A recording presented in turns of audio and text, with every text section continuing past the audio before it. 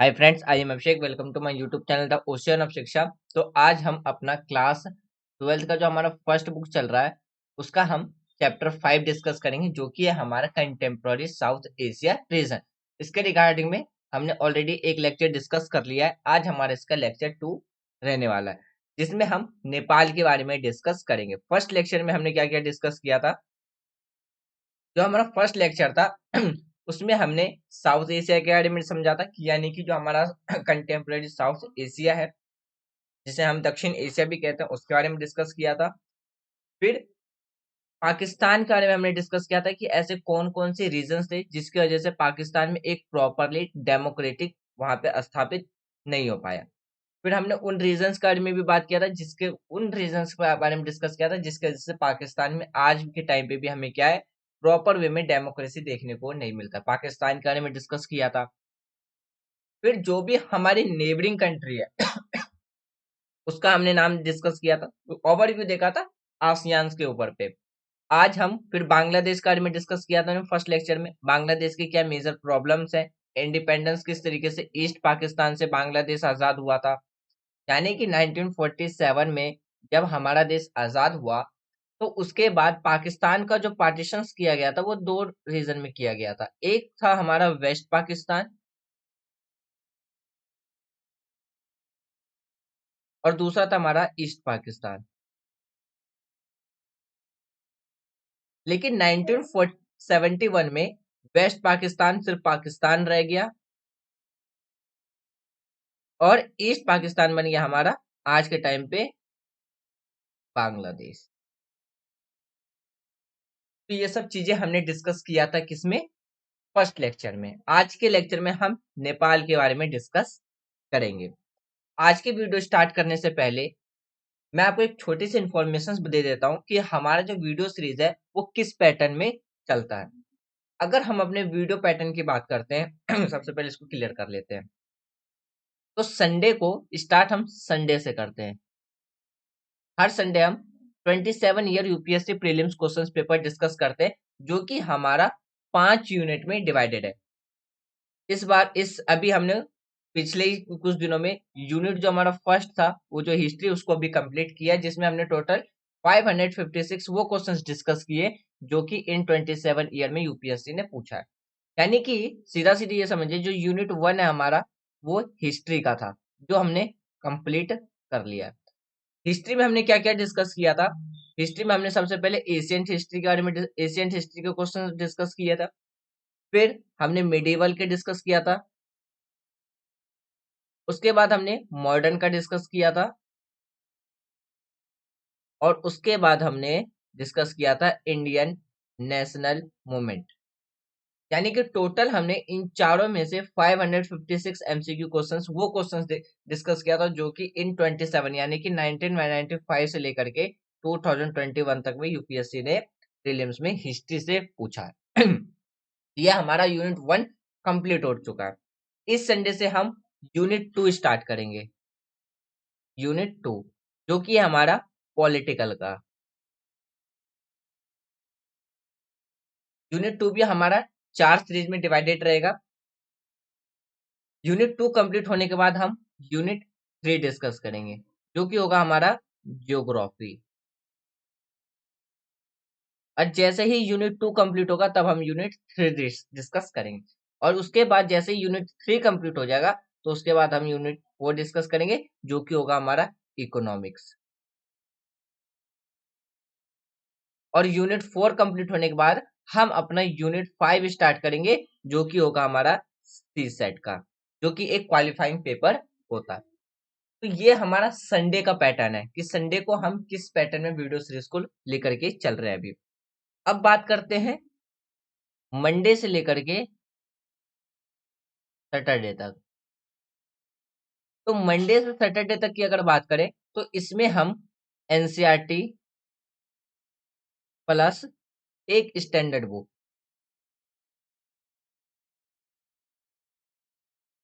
Discuss कर रहे हैं। एनसीईआरटी में अभी हमने क्लास 6 से लेकर के क्लास 11th की फर्स्ट एंड सेकंड ये दोनों बुक कंप्लीट कर रखी है। इसकी वीडियो आपको प्लेलिस्ट में मिल जाएगा, तो आप वहां से जाकर के देख सकते हैं। अभी अभी जो है हमारा वो क्लास 12 की जो फर्स्ट बुक है कंटेम्प्रोरी वर्ल्ड पॉलिटिक्स उसको डिस्कस कर रहे हैं।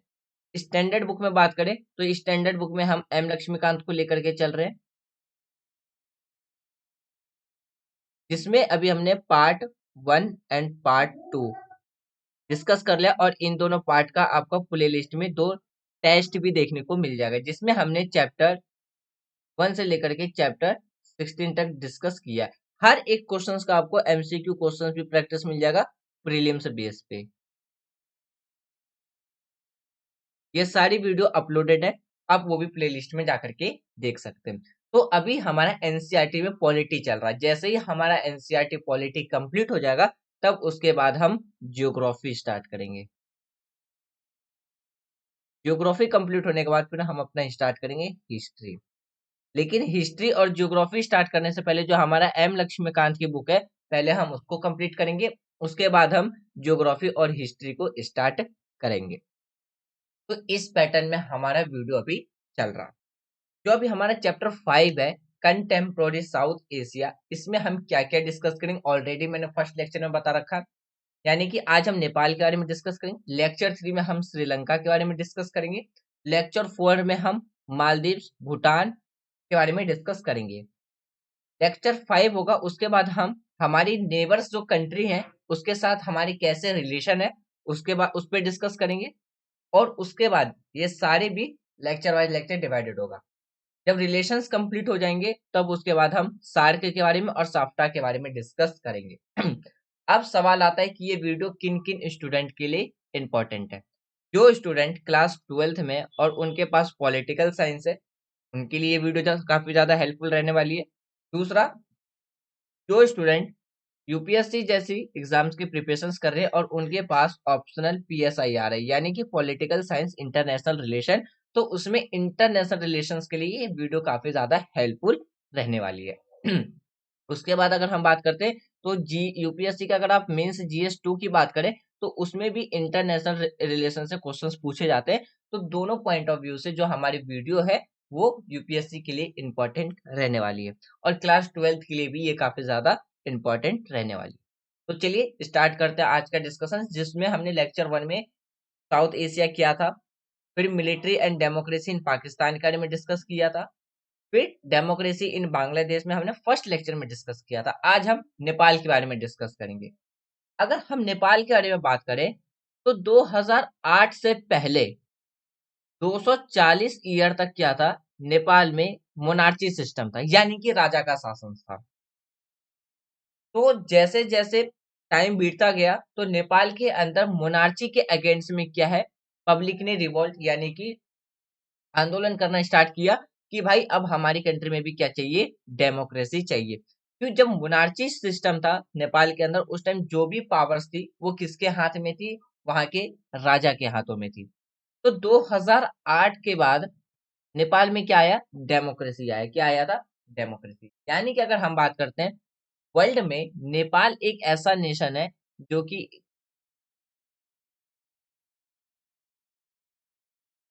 यानी कि अगर हम नेपाल की बात करें तो वर्ल्ड में नेपाल एक ऐसा नेशन है जो कि हिंदू नेशन है, हिंदू नेशन है। फिर वहीं पे बात करते हैं 2006 में नेपाल के अंदर उसने अपने आप को क्या है, एक धर्मनिरपेक्ष देश घोषित कर दिया। यानी कि अगर हम हिंदू नेशंस की बात करें ये बिफोर 2006 से पहले, लेकिन आफ्टर 2006 नेपाल ने अपने आप को क्या किया, एक सेकुलरिज्म नेशन अपने आप को डिक्लेयर कर दिया। फिर वहां की जो अगर हम बात करते हैं आज जो अगर हम एशियन टाइम की बात करते हैं तो या मिडिवल टाइम की बात करते हैं, हमें वर्ल्ड के कई रीजन्स में हमें क्या है, मोनार्ची सिस्टम देखने को मिलता है। अगर आपने क्लास 9th का हिस्ट्री का जो फर्स्ट चैप्टर है वो पढ़ा होगा फ्रेंच रिवॉल्यूशन, तो उसके उसमें जो रिवॉल्यूशन स्टार्ट किया गया था लुइस 16 के अगेंस्ट में किया गया था। क्यों, क्योंकि वो वहां का क्या था, एक शासक था। तो यानी कि वर्ल्ड लेवल पे भी हम क्या है, हमने मोनार्ची सिस्टम देखा। यानी कि ब्रिटेन में देख सकते हैं, ब्रिटेन की बात करते हैं तो आज भी हमें वहां पे मोनार्ची सिस्टम देखने को मिलता है। तो जिस तरीके से वर्ल्ड लेवल पे मोनार्ची था, उसी तरीके से नेपाल के अंदर भी क्या थे, तो राजा का शासन हुआ करता था, यानी कि राजा हुआ करते थे। और उनके पास उसी तरीके से, जिस तरीके से अगर हम फ्रांस रिवॉल्यूशन जो कि हिस्ट्री का फर्स्ट चैप्टर है, उसमें जिस तरीके से वहां का जो किंग था, जो मोनार्ची था, वो एक अनलिमिटेड पावर को यूज किया करता था, ठीक उसी तरीके से नेपाल में भी क्या थे, तो वहां का जो किंग था, राजा था, वो क्या करता था, एक अनलिमिटेड पावर का यूज करता था।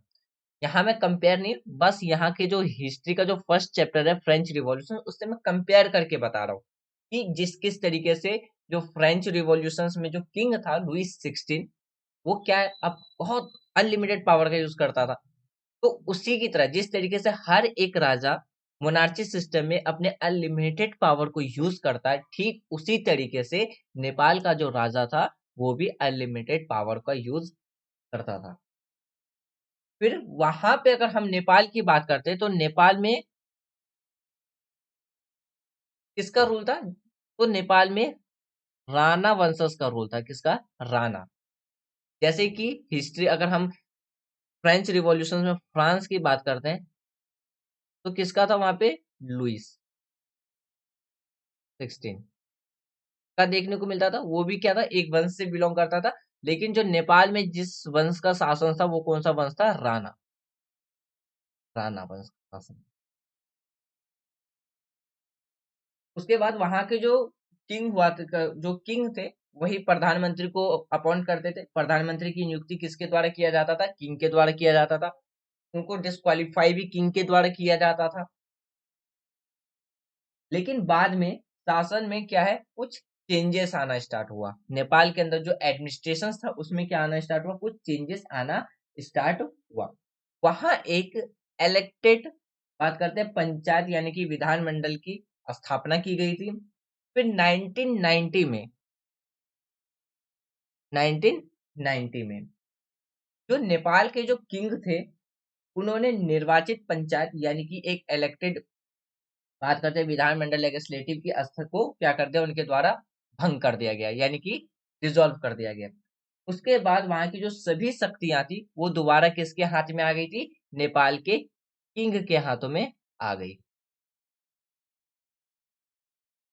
फिर उसके बाद अगर हम इसके आगे डिस्कस करें, तो क्या देखने को मिलता है कि नेपाल के अंदर क्या है, जो बहुदलीय प्रणाली थी और जो संवैधानिक लोकतंत्र की अगर हम बात करें नेपाल के अंदर, तो नेपाल का जो राजा था वीरेंद्र, यानी कि जो नेपाल का जो किंग था वीरेंद्र की, इस कार्रवाई का विरोध जनता ने खूब किया था।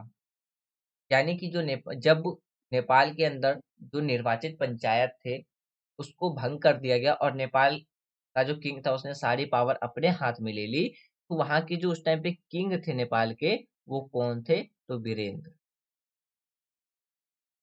कौन थे? तो वीरेंद्र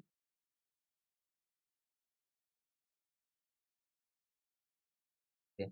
और इनका जो भी पब्लिक थी, उन्होंने बहुत ज्यादा प्रोटेस्ट किया था। प्रोटेस्ट करने के बाद नवंबर नवंबर 1990 में क्या है, राजा के अधिकारों को क्या, फिर जो वहां का जो किंग था, उसके पावर को, यानी कि किंग के पावर को क्या कर दिया गया था? लिमिट कर दिया गया था। पावर को क्या कर दिया? लिमिट। जैसे ही लोगों ने आंदोलन स्टार्ट कर दिया था, तो फिर राजा की जो पावर्स थी, वो क्या हो गई थी? लिमिट हो गई। तब नेपाल के अंदर बहु यानी कि मल्टी पार्टी सिस्टम की जो प्रणाली थी, वो हमें देखने को मिली। और संवैधानिक यानी कि राजतंत्र की ओर से क्या हो गया था, वो अग्रसर। फिर अगर हम बात करते हैं, जैसे कि यहाँ पे जो मेरे नोट्स लिख रखा है, ये जो भी मैंने बताया उसका एक ओवरव्यू लिखा हुआ है। जैसे कि अगर हम बात करते हैं, अगर हम एशियन टाइम से बात करते हैं, तो नेपाल के अंदर 240 तक क्या था? राजा का रूल था। लेकिन 2008 के बाद क्या है, देश में बहुत एक मेजर इंपॉर्टेंट पॉलिटिक्स चेंजेस आना स्टार्ट हुआ, जब राजशाही को समाप्त कर दिया गया और नेपाल को एक डेमोक्रेटिक कंट्री बनाया गया। और 2006 के बाद नेपाल क्या बन गया? एक सेकुलर कंट्री दे बन गया। इससे पहले यह एक हिंदू नेशन था। जैसे आज के टाइम पे अगर हम बात करते हैं, पाकिस्तान एक इस्लामिक नेशन है, उसी तरह 2006 से पहले नेपाल एक हिंदू राष्ट्र था। नेपाल में अगर हम बात करते जो राजशाही था, सारी पावर किसके हाथ में थी? जो भी सेंट्रल पावर थी वो वहां के किंग के हाथ में थी, यानी कि जिसमें राजा सरकार और सेना पर अपनी महत्वपूर्ण शक्तियां रखता था। हालांकि राजशाही को अपने परिवार के इतिहास को महत्वपूर्ण चुनौतियों का भी सामना करना पड़ा, जिसमें अस्थिरता यानी कि अनस्टेबिलिटी, इनस्टेबिलिटी, पॉलिटिकल वायलेंस और सोशल अनट्रस्ट जैसी चीजों का सामना करना पड़ा था। अब हम आगे के टॉपिक पे बात करते हैं। फिर जैसे यहाँ पे अभी हमने थोड़ी देर पहले ही डिस्कस किया कि 2000 मतलब 1990 में वहाँ जो मेजर डेमोक्रेटिक मूवमेंट था मोनार्ची के अगेंस्ट में देखने को मिला था, जिसके द्वारा वहाँ के मोनार्ची को एक्सेप्ट करना पड़ रहा था कॉन्स्टिट्यूशनल को, और मोनार्ची की पावर लिमिटेड कर दी गई थी और पॉलिटिकल पार्टी सिस्टम की इस्टेब्लिश की गई थी। फिर 2001 में फिर बात करते जो टेंशन्स थे और ज्यादा काफी बढ़ने लगे, तो उसके अकॉर्डिंग 2001 में जो टेंशन्स इंक्रीज हो रही थी तो वहां की किंग ने national emergency, state emergency impose किया और जितने भी जो सिविल लाइबिलिटीज थी उसको सस्पेंड कर दिया गया। यानी कि अगर आप बात कीजिए जून 2001 में क्या है, एक गोलीकांड में महाराजा की हत्या भी हो गई। फिर वहां की जो महारानी थी ऐश्वर्या समेत कई व्यक्तियों की भी मृत्यु हुई थी। यानी कि अब देखिए, सबसे पहले ये समझिए, जब नेशनल इमरजेंसी लगा दी गई थी, स्टेट इमरजेंसी, उसके बाद क्या हुआ था, जून 2001 में क्या हुआ था कि राजा और वहां की जो रानी थी वीरेंद्र सिंह, और जो वहां की जो रानी थी ऐश्वर्या समेत, गोलीबारी में राजा की डेथ हो गई थी और काफी ज्यादा लोग उसमें मारे गए थे। उनके भाई ज्ञानेंद्र नेपाल के नए राजा बने। उसके बाद क्या, जो वीरेंद्र सिंह थे, यानी कि अगर हम बात करते हैं वीरेंद्र, उनके मृत्यु के बाद जो उनके भाई थे ज्ञानेंद्र, वो नेपाल के नए किंग के रूप में बने। और चीन का समर्थन करने वाले माओवादी जो तत्व, यानी कि जो माओवादी नेता थे, नेपाल नरेश के विरुद्ध में वे चले गए। उसके बाद वे जो राजा थे यानी कि ज्ञानेंद्र को अपने भारत और अमेरिका का मोहरा समझते थे। वो क्या समझ, यानी कि जो माओवादी थे वो जो ज्ञानेंद्र थे उनको क्या समझते थे, वो इंडिया और अमेरिका का क्या कर समझते थे, वो एक मोहरा समझते थे। जिसके वजह से जो माओवादी जो चीन के समर्थक थे, उन्होंने क्या किया था, जो ज्ञानेंद्र थे उनका खूब विरोध, उनके द्वारा विरोध किया जाने लगा। फिर जिन्होंने फिर राजा, बात करते हैं राजा सत्ताधारी राणा परिवार के अन्य जितने भी जो रिचेस्ट जो मेंबर्स थे उनके खिलाफ क्या है, बहुत ज्यादा एक स्ट्रगल उनके खिलाफ में स्टार्ट हो गया। और चीन की जो कम्युनिस्ट पार्टी की जो एडमिनिस्ट्रेटिव थी ने माओवादी के माध्यम से नेपाल पर नियंत्रण जमा करके भारत को बेअसर करना चाहता था। यानी कि अगर हम बात करते हैं चाइना के बारे में, जो कि हमारा एक नेबर कंट्री है, वो स्टार्टिंग से नेपाल में पॉलिटिक्स में इंटरफेयर करता है, ताकि क्यों, ताकि वो इंडिया को किसी तरीके से नेपाल के साइड से भी कंट्रोल कर सके। जैसे कि अगर हम कुछ दिन पहले, कुछ साल पहले की बात करें, तो नेपाल के जो प्राइम मिनिस्टर थे, अगर हम बात करते जो रिसेंटली जो इससे पहले के जो प्राइम मिनिस्टर थे केपी ओली साहब, केपी ओली, वो चाइना के काफी ज्यादा फेवर में थे। तो चाइना का काफी ज्यादा इंटरेस्ट रहता है नेपाल के अंदर, क्यों, ताकि वो इंडिया को किसी तरीके से भी टैकल कर सके। इसीलिए चाइनीज की जो कम्युनिस्ट सरकार है उसके द्वारा जो माओवादी है उनका सपोर्ट किया गया, ताकि वो नेपाल पे अपना कब्जा कर सके, वहाँ के एडमिनिस्ट्रेशन पे अपना कंट्रोल कर सके, और उस तरीके से कहीं ना कहीं वो इंडिया के को क्या करे, टैकल कंट्रोल करने के लिए, कंट्रोल करने की कोशिश करे। उसके बाद अगर हम बात करते हैं 2008 में फिर से एक डेमोक्रेटिक इलेक्शंस हुआ था, जो कि काफी दशकों के बाद हुआ था, यानी कि 10 साल के बाद, यानी कि आप समझिए कि 10 साल के बाद माओवादी विद्रोह के बाद लगभग एक दशक में अपना पहला लोकतांत्रिक चुनाव कराया गया, जिसके परिणाम स्वरूप में क्या, हजारों लोगों की मृत्यु हुई थी। चुनाव के यानी कि चुनाव के रिजल्ट की अगर बात करें, एक संविधान सभा का, एक कॉन्स्टिट्यूशन असेंबली का गठन किया गया था, जिसमें राजशाही को समाप्त कर दिया गया और जो नेपाल है वो क्या बन गया, एक फेडरल डेमोक्रेटिक रिपब्लिक देश बन गया। उसके बाद अगर बात करें, यानी कि तब नेपाल कई राजनीतिक परिवर्तन और चुनौतियों से गुजर रहा था, जिसमें संवैधानिक संकट की एक श्रृंखला चली आ रही है। जैसे कि राजनीतिक अशांति, यानी कि आज भी हम अगर नेपाल के अंदर बात करते हैं, तो जो पॉलिटिकल है वो क्या है, एक तो इंटरेस्टेड है, अनस्टेबिलिटी है, फिर कुछ अर्थ क्योंकि जैसे अगर हम बात करते हैं डिसएडवांटेजेस देखने को मिलते, प्रॉब्लम्स देखने को मिलते, जो 2015 में नेपाल के अंदर आया था।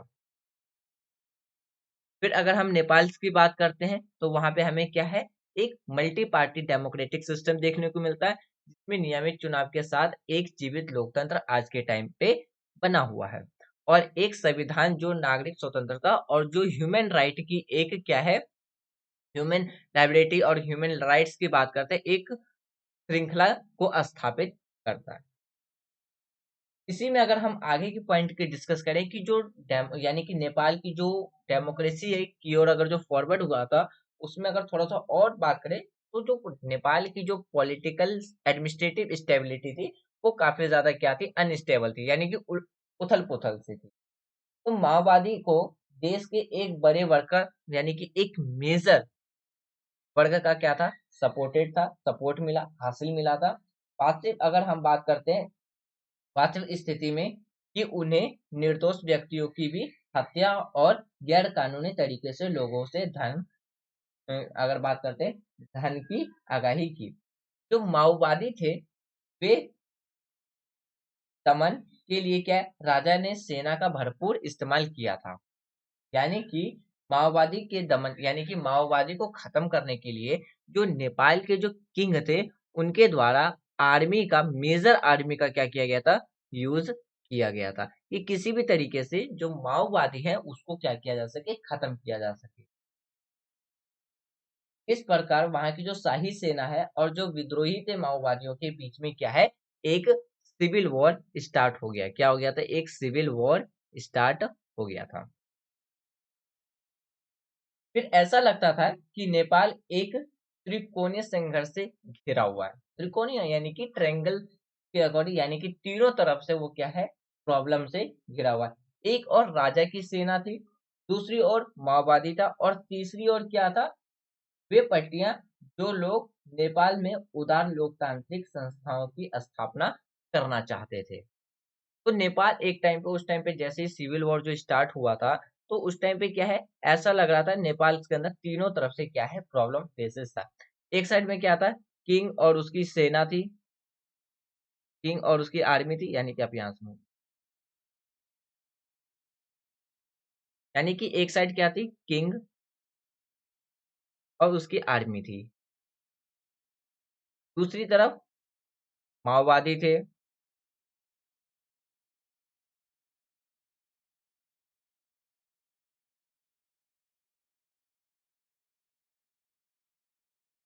यानी कि दूसरी तरफ कौन थे, मोइस्ट यानी कि माओवादी, और तीसरी तरफ कौन थे, वे लोग जो डेमोक्रेसी की स्थापना चाहते थे, जो लोकतांत्रिक संस्थाओं यानी कि डेमोक्रेटिक इंस्टीट्यूशंस की स्टेब्लिश चाहते थे, डेमोक्रेटिक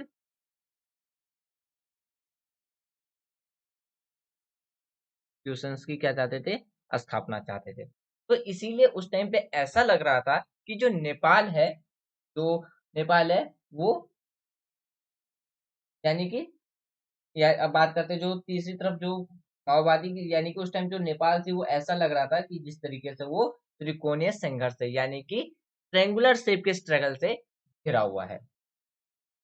फिर यहीं पे अगर थोड़ा सा और देख लेते हैं, फिर 2002 में क्या हुआ था कि जो राजा ने संसद को क्या कर दिया, भंग कर दिया था। 2002 में राजा के द्वारा जो पार्लियामेंट था उसको डिसॉल्व कर दिया गया, और इस स्थिति को सुधारने के बजाय ज्यादा और खराब हो गई। यानी कि जैसे ही 2002 में वहां के किंग के द्वारा जो पार्लियामेंट है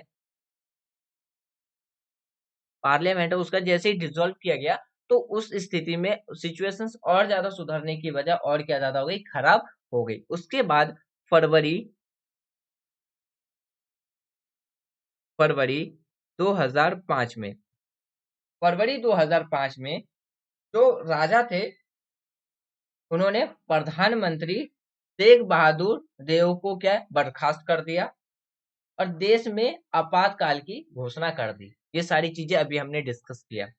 तो जैसे ही आपातकाल की घोषणा की गई, तो वहां पे जो राजा थी उसके द्वारा क्या किया गया था, पार्लियामेंट डिसॉल्व करके फरवरी 2005 में क्या हुई थी, राजा ने जो शेख यानी कि शेर शेर बहादुर द्वितीय को बर्खास्त कर दिया और आपातकाल की घोषणा कर दी गई। फिर सारे देश में क्या है, गुस्सा तेजी से फूट पड़ा। जितनी भी जो पब्लिक की जो एग्रेशंस थी इमरजेंसी के बाद, वो क्या हुआ था, फूट पड़ा था। और उसके बाद जितने भी जो माओवादी थे और जो राजनीतिक दल थे जो डेमोक्रेसी को स्टेब्लिश करना चाहते थे, उन्होंने किंग के अगेंस्ट में क्या है, रिवॉल्ट स्टार्ट कर दिया। यानी कि किंग के लिए उन्होंने विद्रोह खिलाफ, उनके किंग की जो तानाशाही है उसके खिलाफ उन्होंने जंग शुरू कर दी थी। लोकतंत्र और जो राजनीतिक दल की बात करें कि वापसी के लिए एक संयुक्त मोर्चा का गठन किया गया था और इस मोर्चे का को 7 दलों ने मिलकर के गठन किया था। यानी कि ये जो मोर्चा था कितना था, 7 पार्टी अलायंस ने मिलकर के किया था। 7 पार्टी अलायंस अलायंस के द्वारा मिलकर के किया गया था, यानी का इसका नाम दिया गया था। फिर 2006 में भीषण जनसंघर्ष हुआ और प्रदर्शन के कारण महाराजा को झुकना पड़ा था। राजा ने संसद को बहाल किया और उसका अधिवेशन बुलाया। अप्रैल 2006 में 7 पार्टियों ने मोर्चा ने नेपाल कांग्रेस के नेता गिरिराज प्रसाद कोइराला को प्रधानमंत्री का पद नियुक्त का उम्मीदवार चुना और नेपाल नरेश यानी कि जो नेपाल के जो किंग थे, इसे स्वीकार करते हुए प्रधानमंत्री पद की शपथ उनके द्वारा दिलाई गई। तो फ्रेंड्स, ये था हमारा आज का डिस्कशन जिसमें हमने नेपाल के बारे में डिस्कस किया। नेपाल में जो किस तरीके से डेमोक्रेसी स्टेब्लिश की गई, पब्लिक के द्वारा किस तरीके से रिवॉल्ट किया गया, किस तरीके से नेपाल तीनों साइड से एक चुनौतियों से घिरा हुआ था, ये सारे टॉपिक हमने डिस्कस किया। तो मुझे उम्मीद है कि आज जो भी हमने लेक्चर 2 में डिस्कस किया वो आपको प्रॉपरली समझ में आ गया होगा। यदि कोई डाउट है तो आप अपने डाउट को कमेंट बॉक्स में लिखना। जब हम लेक्चर 3 जो कि हमारा श्रीलंका का होगा उसको डिस्कस करेंगे, तो उससे पहले हम अपने डाउट क्लियर करेंगे, तब हम अपना लेक्चर 3 डिस्कस करेंगे। वीडियो के रिगार्डिंग में आपको कोई भी एडवाइस देना हो तो कमेंट बॉक्स ओपन है, आप कमेंट बॉक्स में जाकर के एडवाइस दे सकते हैं। और दूसरी बात ये कि जो भी हमने वीडियो में डिस्कस किया वो आपके लिए काफी ज्यादा इंपॉर्टेंटफुल रहने वाला है, काफी ज्यादा इंपॉर्टेंट रहने वाला है, खास करके वो सिर्फ जो हम संडे को एमसीक्यू क्वेश्चंस प्रैक्टिस डिस्कशंस करते हैं, जो 9 तो जिसमें हम 27 ईयर के डिस्कस कर रहे हैं, वो और भी ज्यादा आपके लिए हेल्पफुल रहेगा एज एक टेस्ट सीरीज की तरह, रिविजन्स की तरह कि आपका सिलेबस कितना पूरा हो चुका है। ये जो भी हमने एमसीक्यू क्वेश्चंस प्रैक्टिस किया वो आपके लिए गाइडेंस का काम करेगा। तो आप वो सारे वीडियो जा करके एक बार जरूर देख लें। तो thanks for watching friends, take care, जय हिंद।